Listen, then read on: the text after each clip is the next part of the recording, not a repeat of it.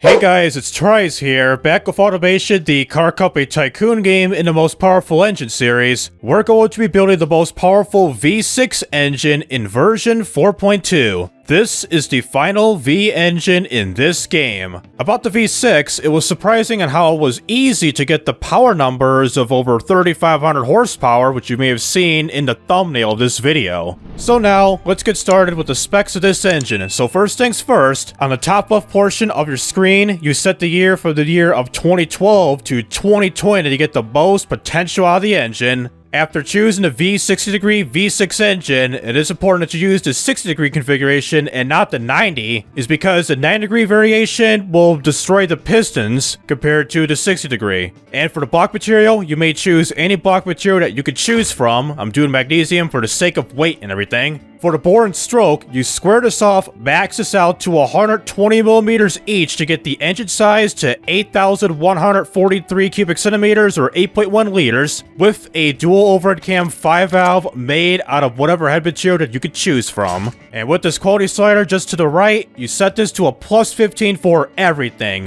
whether it's for the engine block itself, the top end, bottom end, turbocharger, fuel system, exhaust, whatever. You gotta have it at plus 15 to get the most power as possible. For the balance shaft, you're required to have a harmonic damper built in to really compensate the crankshaft's high RPMs and everything. For the crankshaft, speaking of that, it's going to be made out of billet steel with lightweight titanium com rods and regular forged pistons. For the compression, just like my other engine builds, you set this to a 15.0 to 1 ratio at an extreme level, with the cam profile set to a 77, with the springs and lifters set this to a fairly soft setting to a 38, and VVT at all cams. So just real briefly about my V8 engine, which was my last build video that I've made. I got like 4,480 something horsepower. Well, after the video was uploaded, I managed to get 5 more horsepower by tuning the cam profile by a couple clicks up, including the springs and lifters. So instead of like a 4,484, I got a 4,889. Well, if you come across that video, that's no longer the most powerful engine because, well, I rushed it. And now for the turbocharger, it's gonna have a twin turbo setup with a smart boost system, with the inner core maxed out to 12,100 horsepower. For the aspiration setup of the turbocharger, we gotta have a variable geometry setup with ball bearings, with the compressor size set to 120 millimeters. The turbine also maxes out to 108.6 millimeters. The trim at an 86, and the max boost set this to 47.9 psi. For the fuel system, it's pretty much common sense by now, so we're going to be using a direct injection throttle per cylinder race intake running on the newest DevMeth fuel. With the tuned fuel type, put this at 197 AKI, which is basically 2 clicks up. For the fuel mixture, you set this to an 11.9 right here. The initial timing, of course, maxes out to 100,